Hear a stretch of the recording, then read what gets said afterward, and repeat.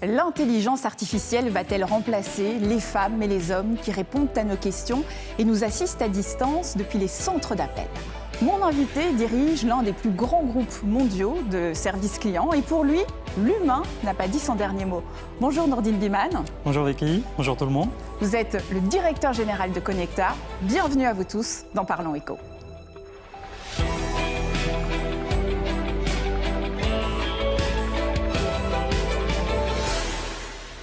Quand on appelle son opérateur téléphonique à 22h parce qu'Internet ne fonctionne plus à la maison ou son assureur après un accident, on a de grandes chances de tomber sur un de vos employés.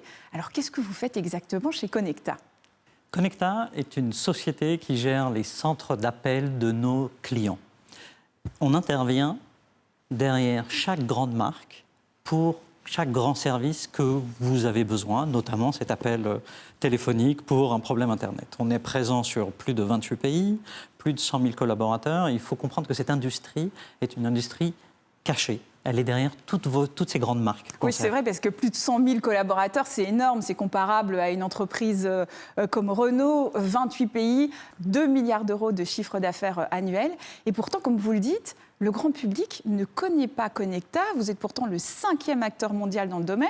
Comment est-ce possible ? C'est aussi dû à nos clients. On est là pour représenter les marques, on est là pour représenter nos clients, donc on met rarement en avant notre propre marque. Alors on va parler franchement, tout le monde a au moins eu une fois dans sa vie une mauvaise expérience avec un centre d'appel, avec un centre de service client.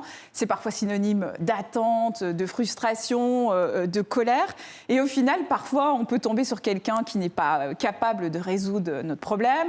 Pourquoi ? Qu'est-ce qui se passe ? Alors effectivement, on a tous ce cas de figure où on appelle quelqu'un et il ne répond pas exactement. Alors, qu'est-ce qu'on fait, nous, comme société, comme Connecta ? On entraîne nos collaborateurs, on les forme à être le plus pertinent possible, on les encadre aussi avec des gens qui ont ce savoir-faire, mais des fois, la problématique est en dehors de leur champ d'action. La problématique peut venir d'un problème technique, peut venir d'un problème de réseau, et là... Oui. Alors, désormais, on peut avoir affaire directement à l'intelligence artificielle et même plus à un opérateur au bout du fil. Alors là, l'intelligence artificielle peut parfois répondre complètement à côté de la plaque. On lui dit non, c'est pas du tout ça qu'on veut, ce n'est pas pour ça qu'on appelle, mais il ne nous donne pas d'autres possibilités.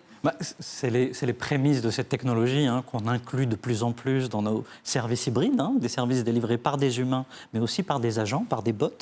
Et effectivement, ces bots-là, au final, ils ne sont pas super puissants. C'est un peu comme un enfant que vous intégrez dans un système. Il faut l'éduquer pour être de plus en plus pertinent, pour pouvoir répondre quand l'opportunité se fait. Et parfois, même quand on parle à un humain, on sent qu'il est à des milliers de kilomètres de nous.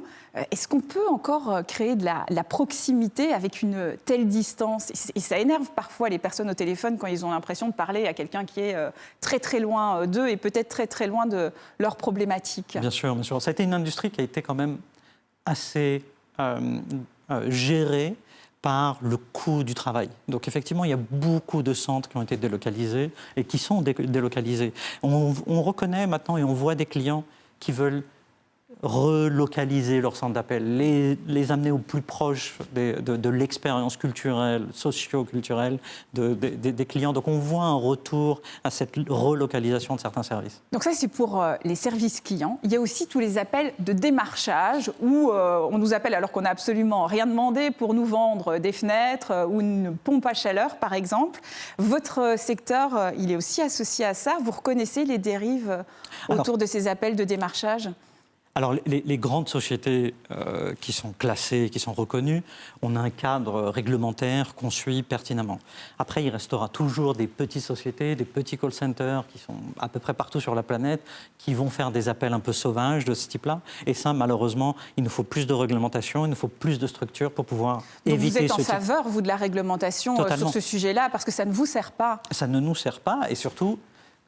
Il n'y a qu'une seule partie des acteurs qui jouent avec certaines règles du jeu et d'autres acteurs qui sont un peu moins regardants sur les réglementations, eux, se permettent ce type d'appel sauvage. Vous réagissez comment quand il y a quelqu'un qui vous appelle alors que vous n'avez rien demandé pour vous vendre quelque chose dont vous n'avez absolument pas besoin ? Vous lui répondez quoi ? Alors, je suis dans cette industrie. Alors, je prends quand même le temps de décrocher pour vérifier quel type d'appel c'est, mais assez rapidement, c'est vrai que j'arrive à raccrocher le téléphone assez rapidement. Ça va changer tout ça parce qu'il y a une loi qui a été adoptée en France et qui va entrer en vigueur au mois d'août. Il ne sera plus possible comme ça d'appeler des personnes sans avoir leur accord explicite. Ça a des conséquences sur des centres d'appel, notamment au Maroc. On parle de 40 000 emplois menacés. Quelle est votre position sur ce sujet ? Effectivement, ça a impacté des jobs, mais peut-être que ça va les forcer, ça va forcer ce type-là d'entreprise qui faisait des appels un peu sauvages à rentrer dans le cadre et peut-être à aller chercher des clients qui respectent cette réglementation. Donc je pense qu'au final, oui, ça peut impacter 40 000 emplois, mais non, ça ne va pas supprimer 40 000 emplois, ça va juste les structurer dans ce que les marchés ou ce que nous, en tant que citoyens, consommateurs, on est prêt à accepter comme appel. Je vous demandais comment vous répondiez aux personnes qui pouvaient vous appeler parfois depuis des centres d'appel, parce que c'est quand même pas un métier facile. Il faut aussi se mettre à la place de ces gens qui doivent démarcher, absorber la colère, la détresse, toute la journée, appel après appel. C'est quoi la réalité de leur quotidien ? C'est pas une réalité facile. Alors, les appels sortants, c'est un profil d'agent assez particulier parce que c'est des agents qui doivent appeler sans arrêt, réussir à faire une vente, réussir à positionner un rendez-vous et en fonction de ça... Et faire face à du rejet permanent toute la journée on les... Alors, ce qu'on fait, on fait des journées un peu plus réduites. On fait des pauses plus longues, parce que c'est vrai que tout ça, ça génère quand même une charge mentale au final sur ce type-là d'agents. Mais c'est vrai que les agents, ils sont chronométrés à la seconde, durée d'appel, temps de réponse, taux de résolution, avec beaucoup d'objectifs à atteindre. Comme beaucoup de métiers, mais à la seconde, je ne dirais pas, mais on chronomètre à la minute, c'est de la productivité au final, c'est des sociétés qui génèrent la productivité, mais pas parce que Connecta le souhaite, parce qu'on a des contrats avec les clients qui nous demandent ce type-là de productivité. On ne fait que refléter la demande qu'on reçoit de nos propres clients. Vous avez écrit un livre, Rester humain, l'entreprise à l'épreuve de l'IA, aux éditions Les Petits Matins. C'est votre fille qui vous a donné l'idée de ce livre. Pourquoi ? On était fin 2024, elle voyait partout que l'IA allait remplacer des millions de jobs, et notamment à l'époque, on insistait beaucoup sur les call centers, les centres d'appel, on insistait beaucoup sur les développeurs de logiciels.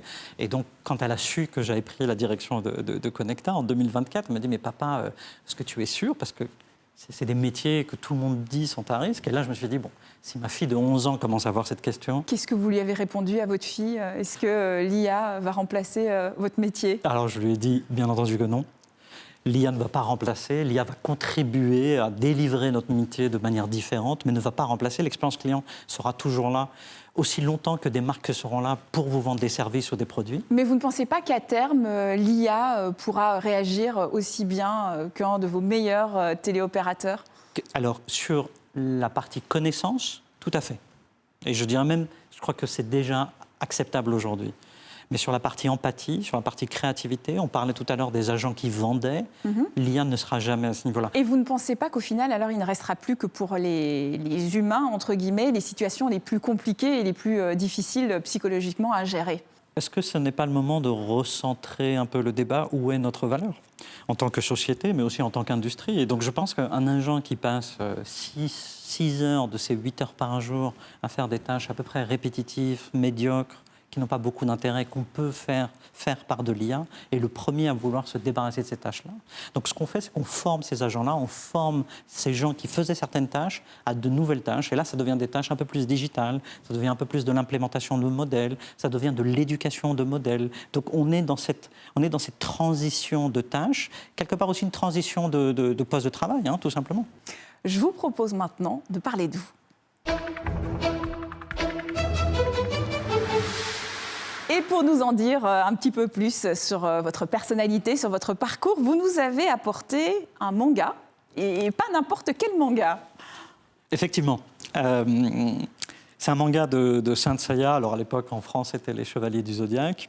Bon, c'est l'histoire de chevaliers qui traversent plusieurs étapes. Vous étiez fan en étant plus jeune, et vous l'êtes toujours. Et dès le début du générique, mes frères et moi, on était déjà là en train de sauter et de se battre sur les canapés. Mais effectivement, ce manga-là m'a inculqué, ou m'a aidé, ou toute cette culture-là manga m'a inculqué le parcours initiatique, non ? Cette capacité à faire des efforts, à se surpasser. Donc c'est quelque chose qui m'a aidé après dans le reste de mon évolution. C'est vrai que quand on vous écoute parler d'intelligence artificielle, de transformation, d'adaptation continue, On a l'impression que ce discours, il vient aussi de votre histoire personnelle. Effectivement, fils d'immigrés, je suis né au Maroc, dans les montagnes de l'Atlas. J'ai été délocalisé de mon environnement très, très jeune. Hein, Vous êtes arrivé en France à 4 ans. À l'âge de 4 ans. Mon père travaillait à l'usine, ma mère faisait le ménage. Et puis après, on retournait chaque été au Maroc. Donc il y avait un peu cette double culture, ce pont entre ma vie française, ma vie marocaine, ma culture française, ma culture marocaine. Donc effectivement, ça nécessite beaucoup d'agilité et d'adaptation. Parce que c'est vrai que dès votre arrivée en France, vous étiez un peu perdu à l'âge de 4 ans. Et dans votre livre, il y a un moment fort, c'est une assistante maternelle qui a simplement posé sa main sur votre épaule. Et c'est un geste qui vous marque encore aujourd'hui. Tout à fait. Imaginez un enfant de 4 ans qui ne maîtrise pas ni le langage, ni les codes d'une montagne ou de la plage Jamafna de Marrakech qui se retrouve dans une école à Saint-Chamond. Et puis je ne comprenais rien du tout, je ne savais pas pourquoi j'étais là, je n'intégrais toujours pas, je résistais. Et quelque part, cette douce figure maternelle, le fait qu'elle ait posé sa main et qu'elle me dise juste « sois là », j'ai senti un apaisement en disant « bon, ok ». Je vais essayer juste d'être là. Et vous avez un parcours absolument remarquable, il faut le dire, et pourtant vous avez failli ne pas passer le bac. C'est incompréhensible. Les choix de la vie et puis les rencontres, parce que finalement, on ne réussit jamais vraiment tout seul, et puis c'est des gens qui vous aident à passer des expériences. Là, j'ai eu la chance, l'âge de 16 ans, quand j'allais remettre en question pratiquement ma vie, en me disant... Il faut que j'aille travailler, il faut que je ramène de l'argent pour aider la famille, aider mon père. Et là, j'ai une tante que j'admire et que j'adore toujours, mais qui a ouvert la porte en me disant « Nourdine, c'est pas possible, tu es capable de plus et tu ne dois pas gâcher ta vie maintenant. Donc rejoins-nous à Paris. » J'ai un cousin qui a accepté de partager sa chambre. Je les ai rejoints à Paris. Et à partir de là, j'ai pu me remettre en selle. Elle m'a remis en selle dans mes études, m'a redonné confiance en moi. Et c'est à partir de là que j'ai pu déployer mes ailes.